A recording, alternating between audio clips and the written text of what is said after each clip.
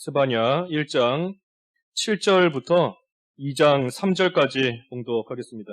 스바냐 1장 7절 주 여호와 앞에서 잠잠할지어다. 이는 여호와의 날이 가까웠으므로 여호와께서 희생을 준비하고 그가 청할 자들을 구별하셨음이니라. 여호와의 희생의 날에 내가 방백들과 왕자들과 이방인의 옷을 입은 자들을 벌할 것이며 그날에 문턱을 뛰어넘어서 포악과 거짓을 자기 주인의 집에 채운 자들을 내가 벌하리라. 나 여호와가 말하노라. 그날에 어문에서는 부르짖는 소리가, 제2구역에서는 울음소리가, 작은 산들에서는 무너지는 소리가 일어나리라. 막데스 주민들아, 너희는 슬피 울라. 가나안 백성이 다 패망하고 은을 거래하는 자들이 끊어졌음이라. 그때에 내가 예루살렘에서 찌꺼기같이 가라앉아서 마음속에 스스로 이르기를 여호와께서는 복도 내리지 아니하시며 화도 내리지 아니하시리라 하는 자를 등불로 두루 찾아 벌하리니 그들의 재물이 노략되며 그들의 집이 황폐할 것이라. 그들이 집을 건축하나 거기에 살지 못하며 포도원을 가꾸나 그 포도주를 마시지 못하리라. 여호와의 큰 날이 가깝도다. 가깝고도 빠르도다. 여호와의 날이 소리로다. 여호와의 날의 소리로다. 용사가 거기서 심히 슬피 우는도다. 그날은 분노의 날이요 환난과 고통의 날이요 황폐와 패망의 날이요 캄캄하고 어두운 날이요 구름과 흑암의 날이요 나팔을 불어 경고하며 견고한 성읍들을 치며 높은 망대를 치는 날이로다. 내가 사람들에게 고난을 내려 맹인같이 행하게 하리니 이는 그들이 나 여호와께 범죄하였음이라. 또 그들의 피는 쏟아져서 티끌같이 되며 그들의 살은 분포같이 될지라. 그들의 은과 금이 여호와의 분노의 날에 능히 그들을 건지지 못할 것이며 이 온 땅이 여호와의 질투의 불에 삼켜지리니 이는 여호와가 이 땅 모든 주민을 멸절하되 놀랍게 멸절할 것임이라. 2장 1절 수치를 모르는 백성아 모일지어다. 모일지어다. 명령이 시행되어 날이 겨같이 지나가기 전 여호와의 진노가 너희에게 내리기 전 여호와의 분노의 날이 너희에게 이르기 전에 그리할지어다. 여호와의 규례를 지키는 세상의 모든 겸손한 자들아, 너희는 여호와를 찾으며 공의와 겸손을 구하라. 너희가 혹시 여호와의 분노의 날에 숨김을 얻으리라. 제목은 그 마지막 2장 3절 말씀대로 여호와의 날에 숨김을 얻으리라. 여호와의 날에 숨김을 얻으리라. 오늘 제목입니다. 1장 7절 읽어주십시오. 7절 주 여호와 앞에서 잠잠할지어다. 이는 여호와의 날이 가까웠으므로 여호와께서 희생을 준비하고 그가 청할 자들을 구별하셨음이니라. 예, 주 여호와 앞에서 잠잠할지어다. 이는 여호와의 날이 가까웠으므로 그랬습니다. 여호와 앞에서 잠잠하라 그랬어요. 잠잠하라. 왜 잠잠해야 되는가? 여호와의 날이 가까워왔기 때문이다 그랬습니다. 여기 여호와의 날 오늘 본문에 보면 여러 가지 표현으로 나옵니다. 8절에 보면 여호와의 희생의 날, 또 그 뒤에 보면 여호와의 분노의 날, 여호와의 큰 날, 또 15절에 환난과 고통의 날, 황폐와 패망의 날, 어두운 날, 구름과 흑암의 날, 여러 가지로 표현이 되어 있어요. 이 여호와의 날이 뭔가? 이 역사적으로 볼 때에는 하나님 앞에 범죄하고 나아간 그러한 이스라엘을 바벨론을 통하여 심판하시는 그러한 날이 여호와의 날입니다. 그래서 실제로 이스라엘이 바벨론을 통해서 다 앞으로 잡혀가고 망하게 되었는데 그날이 역사적으로 볼 때에는 이 여호와의 날이에요. 또 여호와의 날이 어떤 날인가? 이 종말론적으로 볼 때에는 이제 장차 있을 이 말세의 큰 환난, 말세의 대환난이 바로 이 여호와의 날인 겁니다. 그래서 우리가 말세를 지금 다 살고 있는데 이 말세에 분명히 하나님께서 준비해 놓으신 이 대환난의 날이 오게 되어 있어요. 그 날이 바로 여호와의 날인 겁니다. 또 여호와의 날이 어떤 날인가? 우리 개인적으로 볼 때에는 우리가 하나님 앞에 죄 지었을 때에 하나님께서 징계하시는 날이 또 여호와의 날입니다. 그래서 우리가 하나님 앞에서 올바르게 살지 못하고 하나님 앞에 죄 짓고 나아갈 때 하나님께서 징계하시는 또 여호와의 날이 반드시 오게 되어 있습니다. 그러니 그 날이 가까이에 있다 그랬어요. 가까웠으므로. 그래서 여호와께서 희생을 준비하고 그가 청할 자들을 구별하셨음이니라 그랬습니다. 그래서 여호와의 날이 가까운 줄 알고 우리는 그 앞에서 잠잠히 있어야 됩니다. 잠잠히 있어야 돼요. 하나님께서 치실 때에는, 하나님이 손을 들어 치실 때에는 또 우리가 그것을 다 받을 수밖에 없습니다. 사람이 하나님께서 치시는데 그거 받기 싫다고 어디로 도망갈 수도 없는 것이고, 하나님이 치시는데 또 그것을 사람의 무슨 수단이나 방법을 통해서 안 받아보겠다 할 수도 없는 겁니다. 그저 잠잠히 하나님께서 손을 드셨을 때에는 또 그것을 다 받을 수밖에 없는 것이 사람인 것인데, 특별히 여기 보니까 하나님께서 희생을 준비하셨다 그랬습니다. 희생을 준비하셨고 청할 자들을 구별하셨다 그랬습니다. 하나님께서 심판하실 자들 하나님이 다 이미 준비하셨다 하는 뜻입니다. 하나님께서 멸망시키실 자들을 다 준비하셨다 하는 그러한 뜻이에요. 그러니 이 말씀을 우리가 생각할 때에 하나님의 날이 왔다, 또 하나님의 날이 가까이 왔다라고 해서 모든 사람이 다 망하는 것이 아닙니다. 모든 사람이 다 망하고 모든 사람이 그 심판을 받아 다 죽는 게 아니에요. 왜? 하나님께서 준비해 놓으셨기 때문에 심판받을 자들이 준비되어 있는 것이고, 또 반대로 말하면 오늘 제목과 같이 이 여호와의 날이 다가왔다 할지라도 그 가운데 숨김을 얻게 되는 그러한 자들도 있는 겁니다. 그러니 우리 입장에서는 어떻게 해야 되는가? 여호와의 날이 가까웠다 그랬으니 그 여호와의 날이 우리에게 완전히 임하기 전에 그 날에 숨김을 얻는 그러한 자로서 우리 자신을 잘 만들어가면 소망이 있는 겁니다. 그러한 자가 되면 여호와의 날이 다가온다 할지라도 그래도 그 가운데서 살 길이 분명히 열리는 겁니다. 그래서 하나님께서 분명히 말씀하시기를 잠잠하라. 여호와의 날이 가까웠고 희생과 청할 자들을 준비하시고 구별하셨다라고 하였습니다. 그러면 어떠한 자들이 이 하나님의 심판을 받을 자들인가? 여기 8절과 9절 읽어주십시오. 8절 여호와의 희생의 날에 내가 방백들과 왕자들과 이방인의 옷을 입은 자들을 벌할 것이며 그날의 문턱을 뛰어넘어서 포악과 거짓을 자기 주인의 집에 채운 자들을 내가 벌하리라. 예, 여호와의 희생의 날에 어떤 자들이 하나님의 벌을 받는가? 먼저는 방백들과 왕자들이 벌을 받는 겁니다. 방백들과 왕자들. 이 방백이나 왕자나 다 높은 지위에 있는 사람들입니다. 하지만 높은 지위에 있다고 해서, 높은 자리에 있다고 해서 그걸로써 하나님의 심판을 받는다 하는 그런 뜻이 아니고, 이 높은 자리에 있으면서 하나님 앞에 죄를 짓고 또 자기들이 가진 권세와 그 지위를 가지고 백성들로 하여금 죄 짓게 만드는 그러한 방백들, 그러한 왕자들이 여호와의 날에 이 희생을 받게, 심판을 받게 된다 하는 겁니다. 그래서 방백들과 왕자들이 심판을 받는 것이고, 또 두 번째는 이방인의 옷을 입은 자들, 그랬죠. 이방인의 옷을 입은 자들을 벌할 것이며 그랬습니다. 이방인의 옷을 입은 자들 하나님의 날에, 여호와의 날에 하나님께서 벌하신다 그랬습니다. 예수님을 믿는 우리는 그 믿음으로 말미암아 예수님의 피로 깨끗하게 씻겨진 자들입니다. 우리는 하나님 앞에 모든 죄 용서받은 깨끗한 자들이에요. 그러니 깨끗하다 인정을 받은, 칭함을 받은 자로서 이제는 우리가 마땅히 날마다 예수 그리스도로 옷 입는 그러한 생활을 해나가야 됩니다. 날마다 예수님으로 옷 입고, 그래서 날마다 우리를 통해서 예수님이 나타나고 예수님이 드러나고 예수 그리스도의 향기가 나는 그러한 생활이 되어야 되는 것이 마땅한데, 그런데 그러지 못하고 이방인의 옷을 입었다. 그러니 이것이 문제인 겁니다.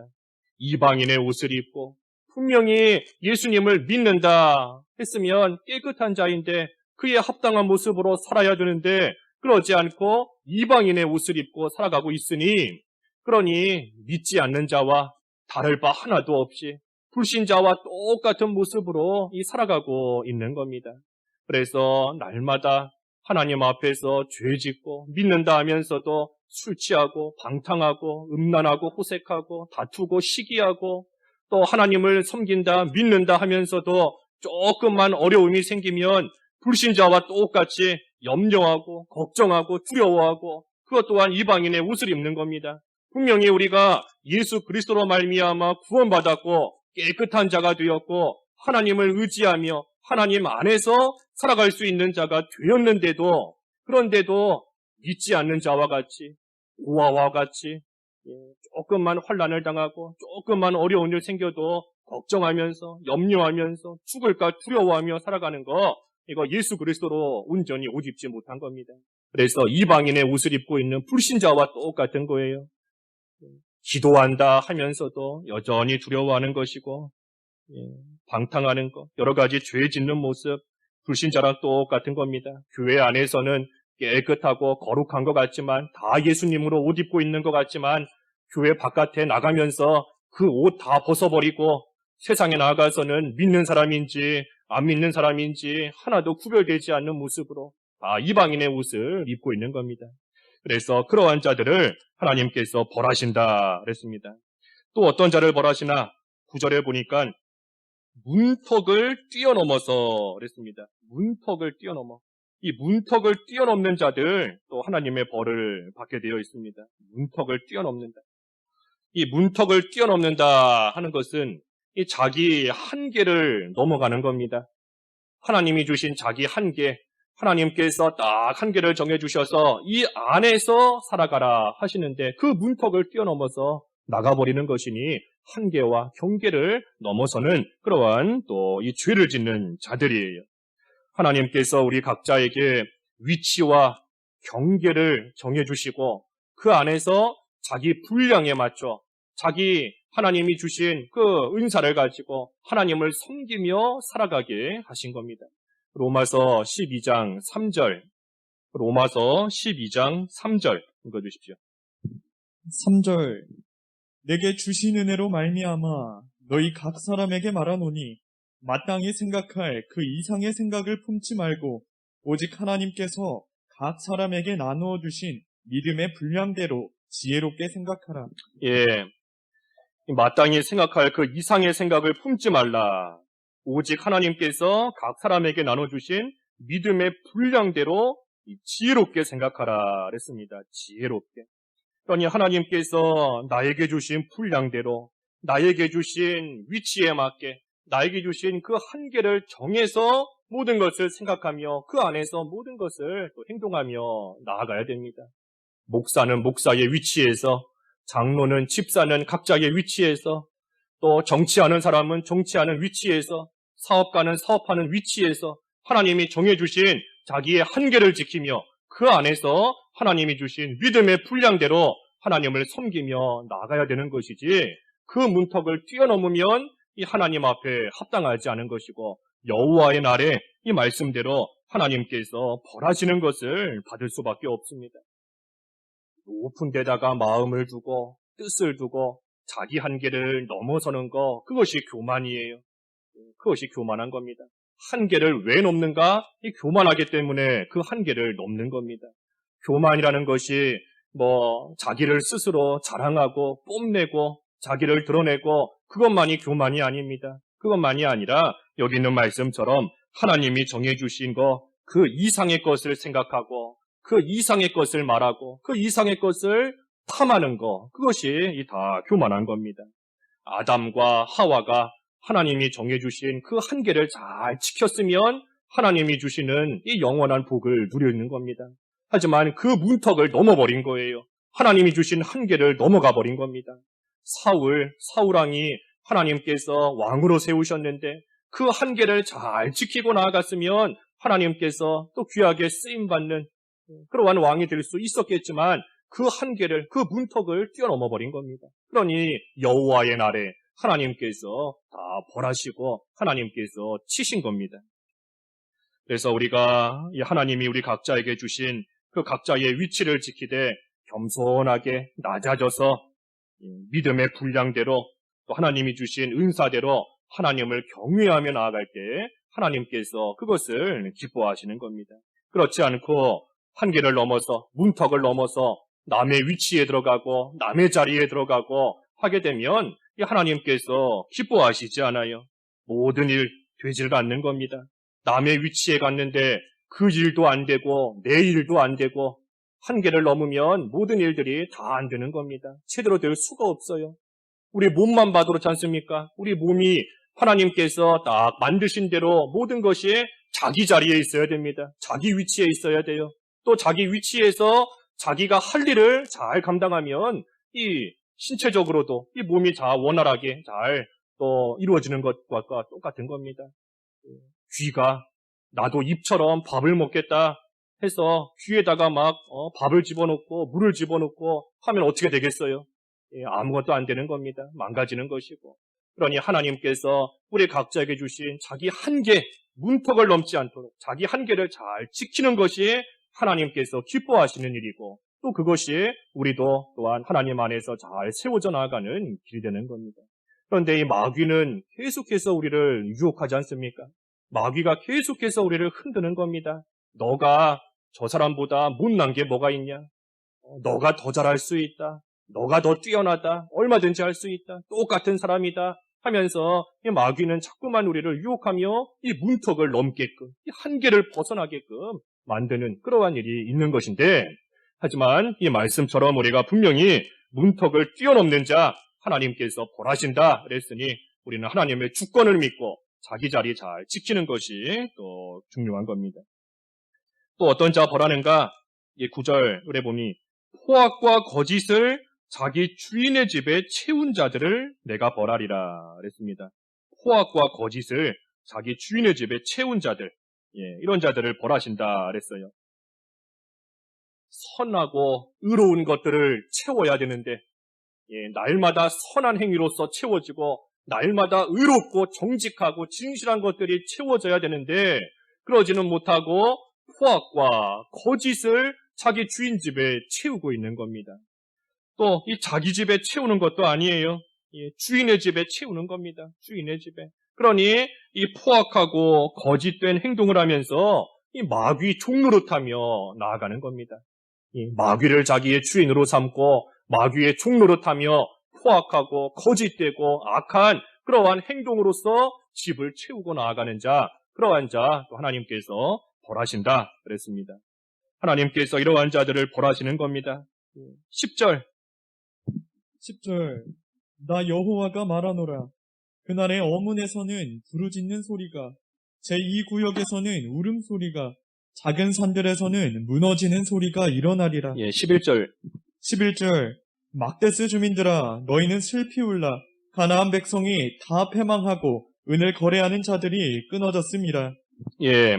이 그날의 어문에서 부르짖는 소리가 난다. 이 어문은 그 물고기의 문이라고 이름 붙어있는 그러한 문인데, 이 예루살렘 그 성 한쪽에 있는 그 문입니다.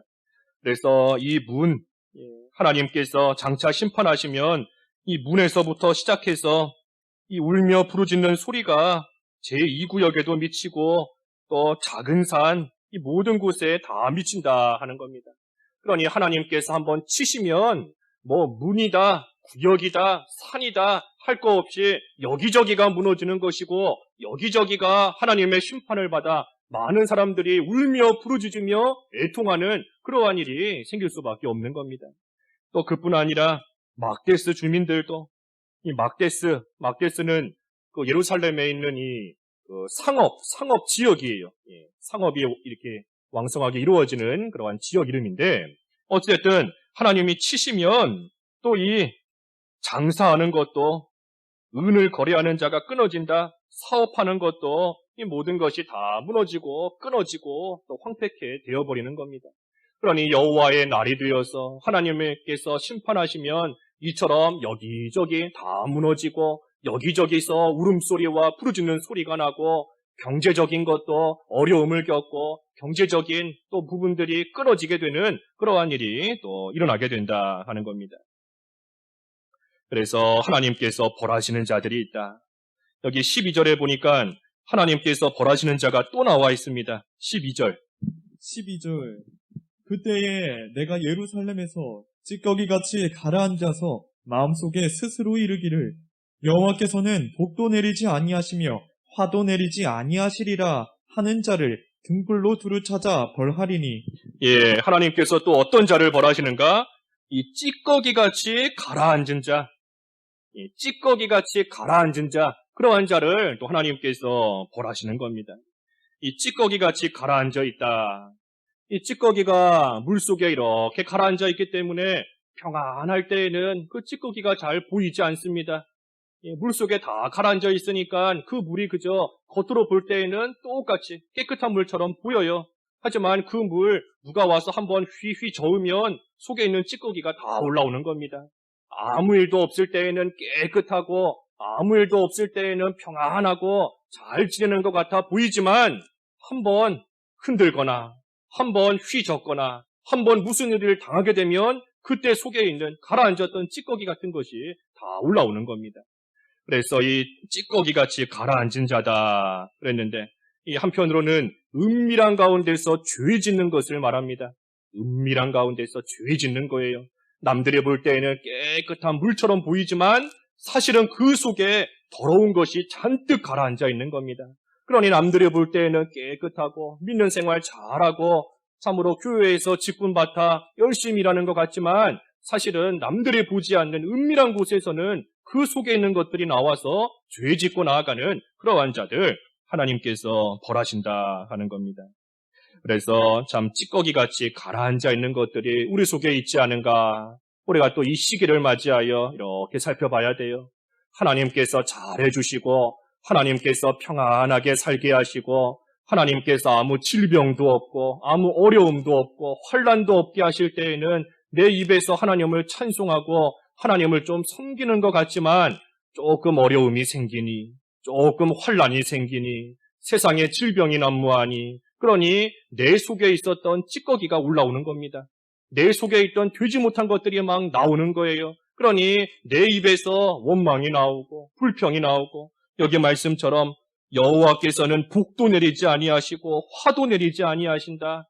여호와께서 이 환난 가운데서 나를 건져주시지 않는다. 하나님께서 이 재앙 가운데서 나에게 복 주셔서 나를 좀 구원해 주시지 않는다. 또 하나님께서 화도 내리지 않으신다. 하나님이 저 악한 자들 심판하지 않으시고 하나님께서 죄 짓는 자들 벌하지 않으신다 하면서 또 원망하는 그러한 모습, 다 이 찌꺼기가 가라앉은 자 같은 겁니다.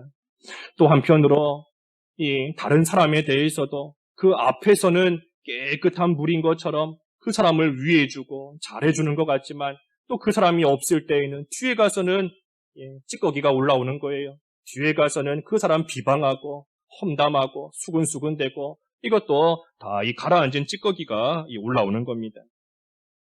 그래서 이러한 자들 하나님께서 등불로 두루 찾아 벌하리라 그랬습니다.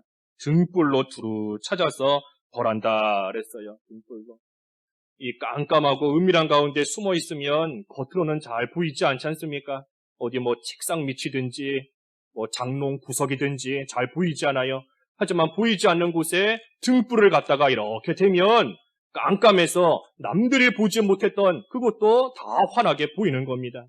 그러니 속에 가라앉은 찌꺼기 같은 거 다른 사람이 볼 때는 안 보이지만 하나님께서는 등불로 그 모든 것을 다 비추어서 그것을 하나님께서 벌하신다 그랬습니다. 두루 찾아 벌하신다. 그러니 하나님께서 이 은밀한 가운데 죄 짓고 나아가는 그러한 자들 하나님께서 반드시 하나님이 찾아 벌하신다 하는 겁니다. 벌하시는데 어떻게 벌하시는가? 13절 13절 그들의 재물이 노략되며 그들의 집이 황폐할 것이라. 그들이 집을 건축하나 거기에 살지 못하며 포도원을 갖구나 그 포도주를 마시지 못하리라. 예, 어떻게 하나님께서 벌하시는가? 재물이 노략된다 그랬습니다. 재물이 노략된다. 예, 한편으로는 이 물질적인 또 경제적인 어려움을 당하게 하시는 그러한 때도 있는 겁니다. 재물이 노략되고 또 그들의 집이 황폐케 될 것이다. 예, 집이 황폐케 되는 겁니다. 내가 죄 지었는데 나만 망하는 게 아니라 우리 집이 다 망하는 겁니다. 나와 함께하는 사람들, 내 옆에 있는 사람들, 나로 인하여서 다 함께 망하는 겁니다. 다. 예. 아간 한 사람으로 인해서 하나님의 심판이 이스라엘 전체에 미친 것처럼 한 사람으로 인하여 그 집이 황폐케 된다. 또 집을 건축하나 살지 못하고 포도원을 가꾸나 포도주를 마시지 못한다 그랬습니다. 예, 열심히 수고하지만 집 짓느라고 얼마나 열심히 수고하겠어요. 또 포도원 가꾸느라 얼마나 열심히 땀 흘리며 수고하겠습니까? 하지만 그 집에서 못 산다. 그 포도주 마시지 못한다. 열심히 일하며 열심히 수고해도 아무 열매 거두지 못하는 겁니다. 아무 결과 얻지 못하게 하나님께서 하신다 그랬습니다. 그러니까 여호와의 날에 약한 자들, 특별히 방백들과 왕자들, 이방인의 옷을 입은 자들, 문턱을 뛰어넘는 자, 포악과 거짓을 자기 주인의 집에 채운 자, 또 찌꺼기같이 가라앉은 자, 그러한 자들 하나님께서 이처럼 여호와의 날에 하나님께서 벌하신다 하는 겁니다. 14절 14절 여호와의 큰 날이 가깝도다. 가깝고도 빠르도다. 여호와의 날의 소리로다. 용사가 거기서 심히 슬피 우는도다. 예, 여호와의 날이 가깝다 그랬습니다. 여호와의 큰 날이 가깝도다. 가깝고도 빠르도다. 여호와의 날이 멀리 있는 것이 아닙니다. 가까운 줄 알아야 돼요. 여호와의 날이 매우 빠르게 나에게 오는 줄을 알아야 되는 겁니다. 죄 짓고 살아갈 때 하나님의 심판이 멀리 있지 않은 줄 알아야 됩니다.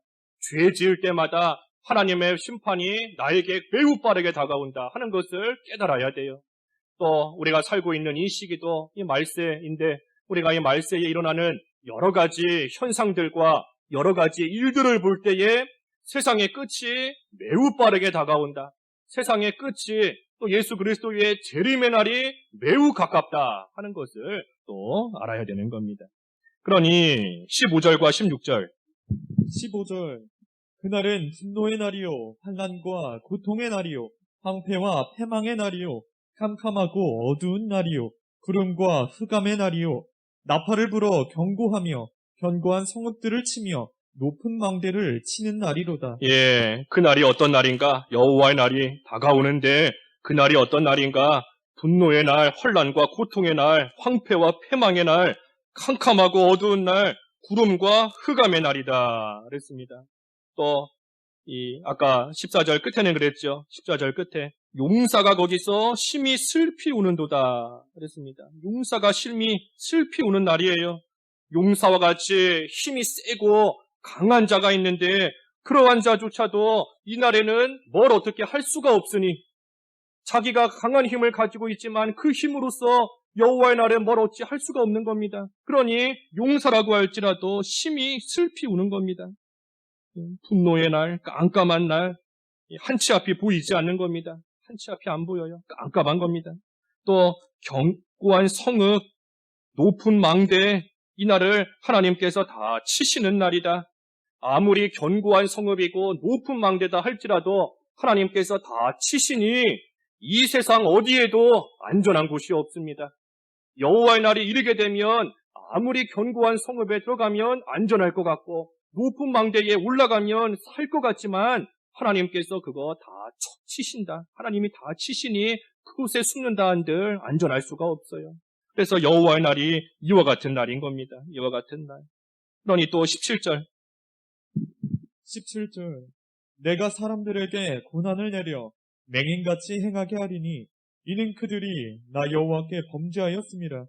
또 그들의 피는 쏟아져서 티끌같이 되며 그들의 살은 분토같이 될지라. 예, 하나님께서 고난을 내리시는데 얼마나 그 고통이 큰지 맹인같이 된다. 맹인같이 행하게 된다 그랬습니다. 맹인같이. 이 고통으로 인해서 아무것도 보이지 않는 겁니다. 그저 앞이 깜깜한 거예요. 이 환난, 이 고통 가운데 어떻게 살아가야 되는가? 이 재앙 가운데 뭘 어찌 해야 되는가? 끝이 보이지 않고 앞이 보이지 않고 모든 것이 그저 깜깜한 겁니다. 특별히 맹인이 되게 하신다 하는 것은 이 한편으로 영적인 맹인이 되게 하신다 하는 뜻도 있습니다. 영적으로 맹인이 되는 거예요. 영적으로. 그러니 이 고난을 바로 보지 못하는 겁니다. 하나님께서 이 고난을 왜 내리시는가? 하나님께서 이 환난의 날을 왜 당하게 하시는가? 하나님께서 왜 심판하시는가? 하나님의 뜻을 보지 못하고 하나님께서 원하시는 바를 알지 못하는 영적 맹인이 되는 겁니다. 그러니 하나님의 심판이 있는 것도 알지 못한 채 계속해서 예, 맹인은 앞을 못 보지 않습니까? 저기 앞에 분명히 낭떠러지가 있는데 조금 더 걸어가면 떨어질 수밖에 없는데 맹인이기 때문에 그것을 못 봐요. 그러니 하나님의 심판의 날이 가까워 오는 것을 알지 못하고 계속해서 그 악한 길로 걸어가다가 결국에는 비참하게 망하는 겁니다. 비참하게. 여기 그랬죠. 피는 쏟아져서 티끌같이 되고 그들의 살은 분토같이 될지라. 참으로 비참한 가운데 망할 수밖에 없게 되는 겁니다. 그러니 18절 18절 그들의 은과 금이 여호와의 분노의 날에 능히 그들을 건지지 못할 것이며 이 온 땅이 여호와의 질투의 불에 삼켜지리니 이는 여호와가 이 땅 모든 주민을 멸절하되 놀랍게 멸절할 것임이라. 예, 환란의 날에 은이나 금이 그들을 건지지 못한다 그랬습니다. 은이나 금 의지한다 한들 여호와의 분노의 날인데 그것이 그 사람을 절대 건져줄 수 없어요. 그런데도 은과 금을 의지하면서 이것만 있으면 살 수 있겠지, 이것만 있으면 환란 가운데서 안전하겠지 하고 나아가는 그러한 자들을 여호와께서 질투의 불로 삼키시는 겁니다. 여호와께서 질투하시는 거예요. 의지하지 못할 것을 그래도 의지하고 있으니 하나님께서 이만큼 참으로 환란이 가까운 것을 알게 하시고 이만큼 하나님의 심판이 멀지 않은 것을 하나님께서 깨닫게 하시는데도, 그런데도 계속해서 살리지도 못할, 건져주지도 못할 은과 금을 의지하고 나아가면 하나님께서 질투하셔서 마침내는 불로써 하나님이 모든 걸 삼키게 하신다 그랬습니다. 삼키게 하신다. 그때에는 놀랍게 멸절할 것임이라. 예, 놀랍게, 여기 놀랍게 한다는 것은 갑자기 하신다는 겁니다. 갑자기. 여호와의 날이 가까워 왔는데 매우 빠르게 다가오고 있는데 그 날이 갑자기 임하는 겁니다. 갑자기. 그러니 뭐 피할 수 있나요? 여호와의 날 다 맞이하고 심판받을 수밖에 없는 겁니다. 그러니 우리가 이러한 때에 무엇을 해야 되는가? 여호와의 큰 날이 가깝고 또 그것이 매우 빠르게 우리에게 다가오는 줄을 알고 우리가 이러한 때에 무엇을 해야 되는가? 아까 7절 말씀에 여호와 앞에 잠잠할지어다 그랬지 않습니까? 여호와 앞에서 잠잠할지어다. 여호와의 심판의 날이 다가온다. 여호와의 큰 날이 가까운다라고 해서 그저 잠잠히 있으라 해서 가만히 있으면 안 됩니다. 이 잠잠히 있으라는 것이 아무것도 하지 말고 그저 멍하니 가만히 있으라 그런 뜻이 아니에요. 잠잠할지어다 하는 것은 하나님 앞에서 마땅히 할 일을 하면서 하나님의 때를 기다리라 하는 겁니다. 마땅히 할 일을 하면서 기다리는 거예요. 하나님께서 하나님의 백성들, 하나님 앞에 숨김을 얻게 되는 자들, 숨겨주시는 그때가 올 때까지, 하나님께서 건져주시는 그때까지 잠잠히 하지만 할 일을 하면서 그 날을 기다리라 하는 겁니다. 그래서 할 일이 뭔가 여기 2장에 나와 있습니다. 간단하게 보면 2장 1절 1절 수치를 모르는 백성아 모일지어다. 예, 뭘 해야 되는가? 수치를 알고 회개하는 겁니다. 수치를 좀 알아야 돼요. 수치를 알고 회개해야 되는 겁니다. 이 죄를 지으면 참 부끄러워해야 되는데 양심이 다 무뎌져 버려서 죄 짓고도 부끄러운 줄 모르고 회개할 줄을 모르고 계속해서 나가고 있는 겁니다. 수치를 모르는 백성아. 수치를 모르는 백성아. 우리가 뭐 다른 것이 부끄러운 게 아닙니다. 뭐 얼굴에 뭐가 묻었다, 옷이 찢어졌다, 남들에게 망신을 당한다. 그게 부끄러운 게 아니에요. 하나님 앞에 죄 짓고도 부끄러운 줄 모르고 살아가는 거, 그것이 수치스러운 겁니다. 하나님 앞에 우리가 섰을 때에 우리의 모든 것이 하나님 앞에 벌거벗은 채로 드러날 것인데 우리가 죄 짓고도 괜찮은 줄 알고 죄 짓고도 아무렇지 않게 남들 눈 속이면서 남들이 볼 때는 아까 가라앉은 찌꺼기같이 남들이 볼 때는 그저 깨끗한 물처럼 보이는 겁니다. 내 속에는 가라앉아 있는 것이 잔뜩 있지만 남들은 몰라요. 그러니 내가 죄 짓고도 아무렇지 않은 척 수치를 모르며 살아가는 겁니다. 히브리서 4장 13절 히브리서 4장 13절 13절 지으신 것이 하나도 그 앞에 나타나지 않음이 없고 우리의 결산을 받으실 이의 눈앞에 만물이 벌거벗은 것 같이 드러나느니라. 예, 하나님 앞에 드러나지 않을 것이 없다. 모든 것이 만물이 하나님 앞에 벌거벗은 것과 같이 나타난다 그랬습니다. 하나님 앞에 섰을 때 우리가 우리의 되지 못한 것을 숨길 수 있는 것이 아무것도 없어요. 벌거벗고 있는데 뭘로 숨기겠습니까? 가릴 수 있는 것이 없습니다. 그래서 우리가 이 세상에서 죄 짓는 거 하나님 앞에 분명히 다 드러나서 부끄러움을 당하게 될 터인데, 그런데도 어찌 이 세상에서 수치를 모르며 죄를 계속해서 짓고 나아가는가 하는 겁니다. 그러니 하나님께서 이 죄에 대해 무감각해지고, 죄에 대해서 감각이 없는 겁니다. 죄를 지으면 좀 양심의 찔림을 받고 뭔가 가책을 좀 느껴야 되는데 양심이 너무나 묻어져 버려서 죄에 대해서 이제 감각이 없어요. 그러니 수치도 느끼지 못하는 것이고 하나님의 책망을 들어도 부끄러운 줄 모르고 회개할 줄 모르는 그러한 백성에게 모일지어다 하고 말씀하시는 겁니다. 모일지어다. 이 모여서 다른 거 하는 게 아닙니다. 모여서 딴 거 하는 게 아니에요. 모여서 회개하는 겁니다. 모여서 회개하라 하는 거예요. 그 에스라 시대에도 참으로 죄를 짓고 나아갈 때 에스라가 모든 백성을 다 한자리에 모이게 하고 그 모인 백성들로 하여금 하나님 앞에 함께 회개하며 하나님의 긍휼을 구하며 나아간 겁니다. 그러니 우리가 이러한 시기에 다른 걸로 모이는 게 아니에요. 다른 걸로 모이는 것이 아니라 믿는 자다라고 하면 모여서 하나님 앞에 회개해야 되는 겁니다. 지금은 회개할 때예요. 회개할 때. 우리가 지금 당하는 여러 가지 사회적인 현상이 또 자연적인 현상이 하나님의 심판이다라고 우리가 섣부르게 단정 지을 수는 없는 것이지만 뭐가 됐든 우리가 하나님의 날이 가까우는 줄을 알고 이때에 우리는 하나님 앞에 내 수치를 깨닫고 하나님께 회개하는 그러한 시간으로 삼아야 되는 겁니다.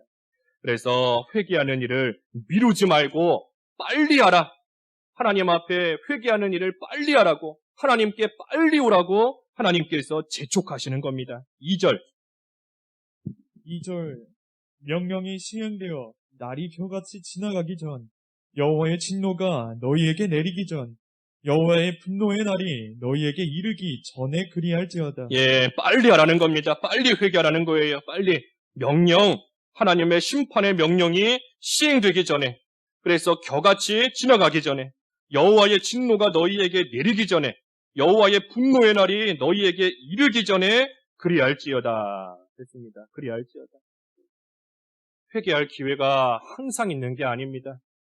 항상 있지 않아요.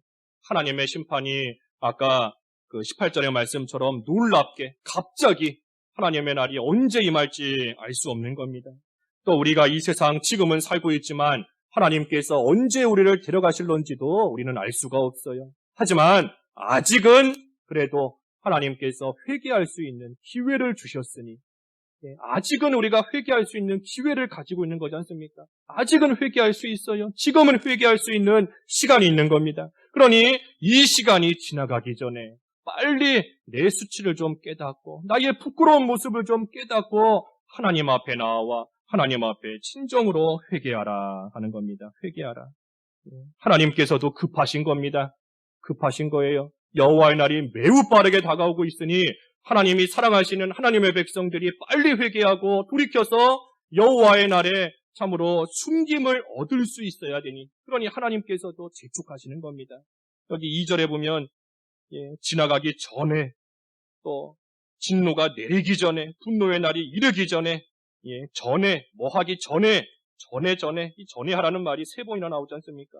또 아까 1절에 보면 백성아 모일지어다. 이것도 2번이나 모일지어다.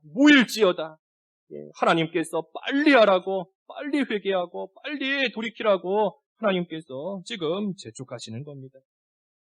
그러니 우리가 더 늦기 전에 수치를 깨닫고 회개하는 그 일을 해야 되는 것이고, 두 번째는 뭔가? 3절 읽어주십시오. 3절. 여호와의 규례를 지키는 세상의 모든 겸손한 자들아, 너희는 여호와를 찾으며 공의와 겸손을 구하라. 너희가 혹시 여호와의 분노의 날에 숨김을 얻으리라. 두 번째 할 일은 여호와를 찾으라 그랬습니다. 여호와를 찾으라. 여호와를 찾아야 돼요. 여호와의 날이 가까우는 이때에 우리는 더욱더 힘써 여호와를 찾아야 됩니다. 은과 금이 우리를 건져주지 못하고 견고한 성읍과 높은 망대가 결코 안전하지 못한 줄을 깨닫고 오직 하나님께만 소망을 두고 하나님을 간절히 찾는 겁니다. 그래서 어떻게 하든 내가 하나님을 찾아서 만나야 된다. 어떻게 하든 내가 하나님을 만나야 된다. 어떻게 하든지 내가 하나님 안에 깊이 들어가야 된다 하는 이 소망과 간절함을 가지고 여호와 하나님을 참으로 힘써서 간절히 찾고 나아가는 겁니다. 하나님밖에 소망이 없는 줄을 알면 하나님을 안 찾을 수가 없어요. 하나님만이 나의 소망이시다. 하나님만이 나의 반석이시고 하나님만이 나의 방패이시고 하나님만이 나의 피난처이시다. 하나님밖에 참된 소망이 없다는 것을 깨달으면 하나님을 찾게 되어 있는 겁니다. 안 찾을 수가 없어요. 누가 뭐라 하든 하나님을 간절히 찾고 하나님께 매달리는 겁니다. 그 가나안 여자가 예수님 쫓아올 때 참 육신적으로는 얼마나 모욕과 수치를 당하는 겁니까? 내가 너와는 상관이 없다. 심지어 개처럼 취급도 당하고 개와 같은 취급당하는 겁니다. 우리 누가 교회 오는데 누가 예배하는데 누가 나에게 막 욕을 하고 막 비방하고 하면 우리가 쉽게 올 수 있겠어요? 하지만 이 가나안 여자는 그래도 예수님을 쫓아가는 겁니다. 그래도 심지어 예수님 옆에 있는 제자들 또한 자기를 무시하고 자기에게 상처 주는 그러한 모습을 보이고 말을 할지라도 소망이 예수님께밖에 없으니 예수님만이 소망이니 그러니 누가 뭐라 하든 내가 어떤 일을 당하든 예수님께 간절히 소망을 두고 부르짖는 겁니다. 우리가 하나님께만 소망이 있습니다. 하나님께만. 은과 금이 아무리 있어도 견고한 성읍 아무리 견고해도 망대가 아무리 높아도 결코 안전할 수 없어요. 우리 세상에서는 무슨 홍수가 나면 높은 곳에 올라가면 안전하지 않습니까? 안전할 수 있어요. 세상에 질병이 창궐하면 그 질병에서부터 조금 멀리 떨어지면 마치 높은 망대에 올라가는 것처럼 그 질병으로부터 조금 멀어지면 거리를 좀 두면 안전할 수 있는 겁니다. 하지만 여호와의 날에는 하나님께서 그것들도 다 치신다 그랬어요. 치시는 겁니다. 높은 망대에 올라간다 한들 안전하지 않아요. 아무리 거리를 멀리 두고 멀찌감치 있다 한들 그걸로써 안전이 보장되는 게 아닌 겁니다. 견고한 성읍에 아무리 들어간다 한들 안전할 수 없어요. 우리의 소망은 오직 하나님밖에 없습니다. 우리의 생사를 주관하시고 우리를 죽음에서 건지시고 또 우리가 이 세상 살아있는 동안에도 얼마든지 우리를 때를 따라 돕는 은혜로서 모든 일을 아름답게 이루시며 능력을 주셔서 감당하실 수 있게 하시는 그 하나님께 우리의 소망이 있는 겁니다. 그러니 우리가 하나님을 간절히 찾는 겁니다. 하나님을 찾되 간절히 찾아야 돼요. 간절히 찾으면 반드시 만나주시는 하나님이십니다. 예레미야 29장에도 그랬지요. 예레미야 29장 그 13절 말씀에도 여호와를 찾으면 만나주신다. 여호와를 찾는 겁니다. 한번 읽어봐 주시죠. 13절 너희가 온 마음으로 나를 구하면 나를 찾을 것이요 나를 만나리라. 우리가 온 마음을 다해서 여호와를 찾고 여호와를 구하면 반드시 만나주시겠다 약속하셨으니 우리가 이 시기에 참으로 여호와의 날이 가까워오는 이 시기에 다른 거 의지하지 말고 다른 것 좀 찾지 말고 이것만 있으면 내가 안전하겠다. 이것만 있으면 이러한 질병 가운데 있어도 내가 무사히 지나갈 수 있겠다. 그런 헛된 소망 갖지 말고 우리의 소망을 하나님께 두고 하나님을 간절히 찾아서 피난처 되시는 그 하나님 안에 깊이 들어가야 되는 겁니다. 그것이 우리가 이 시기에 해야 될 일이에요. 하나님을 찾는 겁니다. 또 마지막으로 할 일이 뭔가 여기 3절 하반절에 공의와 겸손을 구하라 그랬습니다. 공의와 겸손을 구하라. 공의와 겸손을 구하는 겁니다. 공의와 겸손. 공의는 하나님 앞에 바로 하는 것이 공의입니다. 사람 앞에 바로 하는 것이 아니라 하나님 앞에 바로 올바르게 행하는 것. 이렇게 하면 하나님이 기뻐하실까? 하나님이 기뻐하시는 대로 행하는 것이 이 공의예요. 공의. 그래서 하나님이 기뻐하시는 것이 무엇일지, 하나님 앞에 올바른 것이 무엇일지 그것을 잘 찾아서 그대로 행하라 하는 겁니다. 그대로 행하라. 우리가 회개하고 여호와를 찾았다라고 하면 이제 할 일은 공의를 행하는 겁니다. 여호와를 찾았는데 더 이상 죄 짓는 생활로 돌아가는 것이 아니라 여호와를 찾았으면 회개하고 여호와를 찾아 만났으면 이제부터 할 일은 공의를 행하는 거예요. 그리고 또 한편으로는 겸손. 겸손한 겁니다. 겸손. 자기의 수치를 깨달아 알았는데 교만할 수가 없습니다. 자기의 되지 못함을 깨달았는데 더 이상 고개를 빳빳하게 들 수가 없어요. 그러니 자기의 수치를 깨달은 자는 이 겸손할 수밖에 없는 것이 또 한편으로는 당연한 겁니다. 겸손이 뭔가 우리가 여러 가지 생각해 볼 수 있지만 오늘 본문의 말씀을 보면 겸손이 뭔가 그 3절에 그랬죠. 여호와의 규례를 지키는 세상의 모든 겸손한 자들아.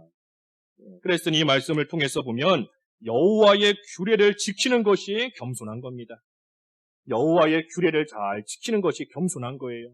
그래서 내가 하고 싶은 것이 있고 내 마음속에 원하는 것이 있지만 그 모든 것을 내려놓고 하나님의 말씀대로 하나님께서 하라고 하시는 그대로 따라가는 것, 그것이 겸손한 겁니다. 겸손한 거예요.